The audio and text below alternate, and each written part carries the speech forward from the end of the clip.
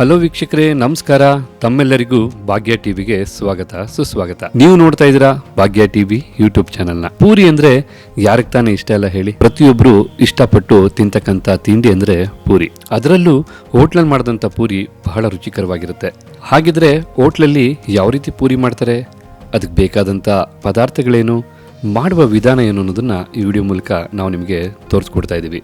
ಈ ವಿಡಿಯೋ ಕೊನೆವರೆಗೂ ನೋಡಿ. ಖಂಡಿತ ನೀವು ಹೋಟ್ಲಲ್ಲಿ ಮಾಡೋ ರೀತಿನೇ ಪೂರಿ ಮಾಡ್ಬೋದು.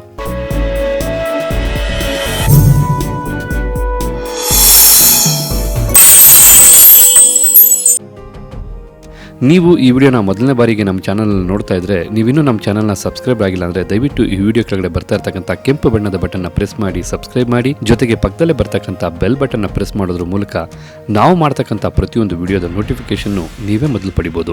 ಈಗ ಪೂರಿ ಮಾಡೋದಕ್ಕೆ ಬೇಕಾದಂಥ ಪದಾರ್ಥಗಳನ್ನ ನೋಟ್ ಮಾಡ್ಕೊಳ್ಳಿ. ಗೋಧಿ ಹಿಟ್ಟು 2 kgಯಷ್ಟು, ಮೈದಾ ಹಿಟ್ಟು ಅರ್ಧ kgಯಷ್ಟು, ಚಿರೋಟಿ ರವೆ 150 ಗ್ರಾಮಿನಿಂದ 200 ಗ್ರಾಮಿನಷ್ಟು, ಸಕ್ಕರೆ 50 ಗ್ರಾಮಿನಷ್ಟು, ಎಣ್ಣೆ ಸ್ವಲ್ಪ, ಉಪ್ಪು ರುಚಿಗೆ ತಕ್ಕಷ್ಟು. ಇದನ್ನೆಲ್ಲ ಮಿಕ್ಸ್ ಮಾಡ್ಕೊಳ್ಳೋದಕ್ಕೆ ನಮಗೆ ನೀರು ಬೇಕಾಗುತ್ತೆ. ಈ ನೀರು ಯಾವ ಪ್ರಮಾಣದಲ್ಲಿ ನಾವು ಕಲಿಸ್ಕೋಬೇಕು ಅನ್ನೋದನ್ನ ಖಂಡಿತ ನಿಮಗೆ ವಿಡಿಯೋದಲ್ಲಿ ನೋಡಿದ್ರೆ ಅರ್ಥ ಆಗುತ್ತೆ. ಬನ್ನಿ ಈಗ ಮಾಡುವ ವಿಧಾನ ಹೇಗೆ ಅಂತ ತಿಳ್ಕೊಳ್ಳೋರಂತೆ. ಮೊದಲು ಒಂದು ತಟ್ಟೆ ತಗೊಳ್ಳಿ. ಆ ತಟ್ಟೆಗೆ ಗೋಧಿ ಹಿಟ್ಟನ್ನು ಹಾಕಿ, ಮೈದಾ ಹಿಟ್ಟು, ಚಿರೋಟಿ ರವೆ, ಸಕ್ಕರೆ, ಉಪ್ಪು, ಇದಾದ ನಂತರ ಎಣ್ಣೆನೂ ಸಹ ನೀವು ಸೇರಿಸಬೇಕಾಗುತ್ತೆ. ಈಗ ನೀರು ಸೇರಿಸೋದಕ್ಕೂ ಮೊದಲು ಇದನ್ನೆಲ್ಲ ಚೆನ್ನಾಗಿ ನೀವು ಮಿಕ್ಸ್ ಮಾಡ್ಕೋಬೇಕಾಗತ್ತೆ. ನಾವಿಲ್ಲಿ ಮಿಕ್ಸ್ ಮಾಡ್ಕೊಳ್ತಾ ಇದ್ದೀವಿ. ಈ ಹದಕ್ಕೆ ಮಿಕ್ಸ್ ಮಾಡಿಕೊಂಡ್ರೆ ಸಾಕು. ಈಗ ಸ್ವಲ್ಪನೇ ನೀರು ಹಾಕಿ ಪೂರಿ ಹಿಟ್ಟು ಒಂದು ಹದಕ್ಕೆ ಬರೋವರೆಗೂ ನಾವು ಚೆನ್ನಾಗಿ ಮೃದುವಾಗಿ ಕಲಿಸ್ಕೋಬೇಕಾಗತ್ತೆ. ಇದನ್ನು ನಾವು ಕೈಯಲ್ಲೇ ಚೆನ್ನಾಗಿ ಕಲಿಸ್ಕೋಬೇಕು. ಈ ಪೂರಿ ಮಾಡ್ಬೇಕಾದ್ರೆ ಗೋಧಿ ಹಿಟ್ಟು ಎಷ್ಟು ಮುಖ್ಯನೋ ಮಿಕ್ಕಿದ ಪದಾರ್ಥಗಳು ಅಷ್ಟೇ ಮುಖ್ಯ. ನೀವು ಪೂರಿ ಮಾಡಬೇಕಾದ್ರೆ ಮೈದಾನ ಆ್ಯಡ್ ಮಾಡೋದ್ರಿಂದ ನಿಮಗೆ ಪೂರಿ ತುಂಬ ಮೃದುವಾಗಿ ಬರುತ್ತೆ. ಚಿರೋಟಿ ರವೆ ಆ್ಯಡ್ ಮಾಡೋದ್ರಿಂದ ನಿಮ್ಮ ಪೂರಿ ತುಂಬ ಚೆನ್ನಾಗಿ ರೋಸ್ಟ್ ಆಗುತ್ತೆ.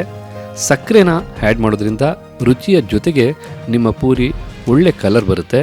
ಅಷ್ಟೇ ಅಲ್ಲ, ನೀವು ಉಪ್ಪನ್ನ ಆ್ಯಡ್ ಮಾಡೋದ್ರಿಂದ ನಿಮ್ಮ ಪೂರಿ ಬಹಳ ರುಚಿಯಾಗಿರುತ್ತೆ.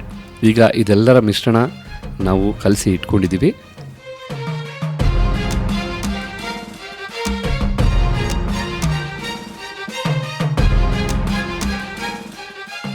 ಈ ಕಲಸಿಟ್ಕೊಂಡಿರ್ತಕ್ಕಂಥ ಹಿಟ್ಟನ್ನ ಅರ್ಧ ಗಂಟೆಯಿಂದ 1 ಗಂಟೆಗಳ ಕಾಲ ನೀವು ಒಂದು ಬಟ್ಟೆ ಮುಚ್ಚಿ ಇಡಬೇಕಾಗುತ್ತೆ. ಈ ರೀತಿಯಾಗಿ ಬಟ್ಟೆ ಮುಚ್ಚಿ ಇಡೋದ್ರಿಂದ ನಿಮಗೆ ಅದರಲ್ಲಿರ್ತಕ್ಕಂಥ ತೇವಾಂಶ ಆ ಬಟ್ಟೆ ಹೀರ್ಕೊಳ್ಳೋದ್ರ ಜೊತೆಗೆ ನಿಮಗೆ ಪೂರಿ ಸ್ವಲ್ಪ ಮಟ್ಟಿಗೆ ಹುಬ್ಬುತ್ತೆ.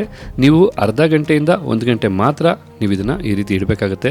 ಹೆಚ್ಚು ಹೊತ್ತು ನೀವು ಇಟ್ಟರೆ ಖಂಡಿತ ನಿಮಗಿದು ಹುಳಿ ಬರುತ್ತೆ. ಅದೇ ರೀತಿ ನೀವು ಬಟ್ಟೆ ಮುಚ್ಚಿ ಇಟ್ಟಿಲ್ಲ ಅಂದರೆ ನಿಮಗೆ ಈ ಪೂರಿ ಹಿಟ್ಟು ಒಣಗೋಗುತ್ತೆ.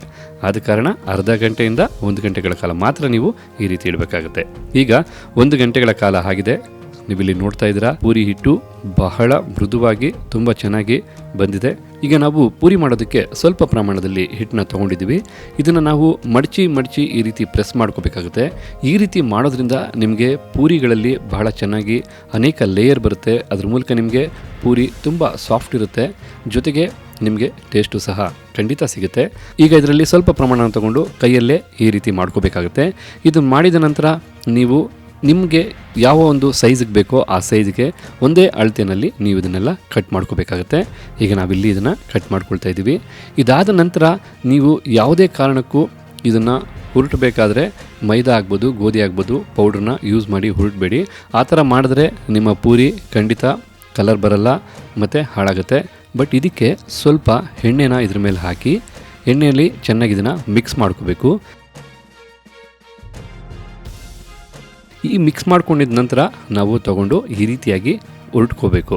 ಈಗ ಇಲ್ಲಿ ಪೂರಿನ ಯಾವ ಸೈಜ್ಗೆ ಬೇಕೋ ಆ ಸೈಜ್ಗೆ ಅಥವಾ ಏನು ಥಿಕ್ನೆಸ್ ಬೇಕೋ ಆ ಥಿಕ್ನೆಸ್ಗೆ ಉರುಟ್ಕೊಳ್ತಾ ಇದ್ದೀವಿ.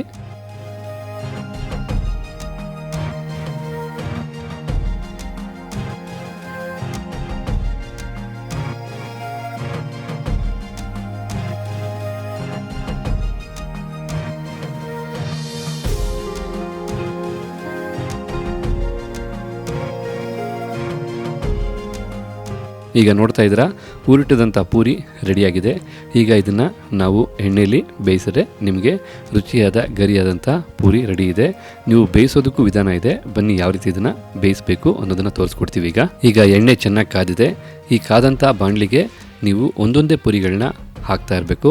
ಹಾಕಿದ ತಕ್ಷಣ ನೀವು ಈ ರೀತಿಯಾಗಿ ಪ್ರೆಸ್ ಮಾಡಬೇಕು. ಈ ರೀತಿ ಪ್ರೆಸ್ ಮಾಡೋದ್ರಿಂದ ನಿಮಗೆ ಪೂರಿ ಚೆನ್ನಾಗಿ ಉಬ್ಬುತ್ತೆ. ಅದೇ ರೀತಿಯಾಗಿ ನೀವು ಎಣ್ಣೆನ ಸ್ವಲ್ಪ ಮೇಲೆ ಹಾಕಬೇಕು. ಆಗ ನಿಮಗೆ ಪೂರಿ ಮೇಲ್ಗಡೆನೂ ಸಹ ಚೆನ್ನಾಗಿ ಬೇಯುತ್ತೆ ಮತ್ತು ಜೊತೆಗೆ ಒಳ್ಳೆ ಕಲರ್ ಬರುತ್ತೆ. ಈ ವಿಡಿಯೋದಲ್ಲಿರೋ ರೀತಿಯೇ ನೀವು ಸಹ ಮಾಡಬೇಕು. ಹಾಗೆ ಈ ಪೂರಿನ ಸ್ವಲ್ಪ ತಿರುಗಿಸಿ ಮತ್ತೆ ಅದೇ ರೀತಿ ಇನ್ನೊಂದು ಕಡೆನೂ ಮಾಡಿದಾಗ ನಿಮಗೆ ಸವಿಯಲು ರುಚಿಯಾದಂತಹ ಹಾಗೆ ಚೆನ್ನಾಗಿ ರೋಸ್ಟ್ ಆಗಿರ್ತಕ್ಕಂಥ ಒಳ್ಳೆ ಬಣ್ಣ ಇರ್ತಕ್ಕಂಥ ಹೋಟೆಲ್ನ ಪೂರಿ ರೆಡಿಯಾಗಿದೆ. ಇದನ್ನು ನೀವು ಬಿಸಿಲೇ ಸರ್ವ್ ಮಾಡೋದ್ರಿಂದ ನೋಡೋದಕ್ಕೂ ಚೆನ್ನಾಗಿರುತ್ತೆ ಮತ್ತು ಬಿಸಿಲು ತಿನ್ನೋದ್ರಿಂದ ರುಚಿನೂ ಸಹ ಚೆನ್ನಾಗಿರುತ್ತೆ. ನೋಡೋದಲ್ಲ ವೀಕ್ಷಕರೇ, ಹೋಟ್ಲಲ್ಲಿ ಪೂರಿ ಯಾವ ರೀತಿ ಮಾಡ್ತಾರೆ ಅಂತ. ಖಂಡಿತ ಈ ವಿಡಿಯೋ ನಿಮಗೆ ಇಷ್ಟ ಆಗಿದೆ ಅಲ್ವಾ?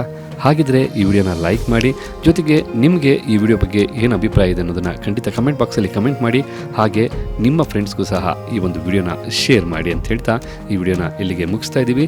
ಮತ್ತೊಂದು ಹೊಸ ರೆಸಿಪಿ ಜೊತೆ ಸದಾ ನಿಮ್ಮ ಮುಂದೆ ಇರುತ್ತೆ ಭಾಗ್ಯ ಟಿವಿ. ಅಲ್ಲವರೆಗೂ ನೋಡ್ತಾ ಇರಿ ಭಾಗ್ಯ ಟಿವಿನ. ನಮಸ್ಕಾರ ಸ್ನೇಹಿತರೆ.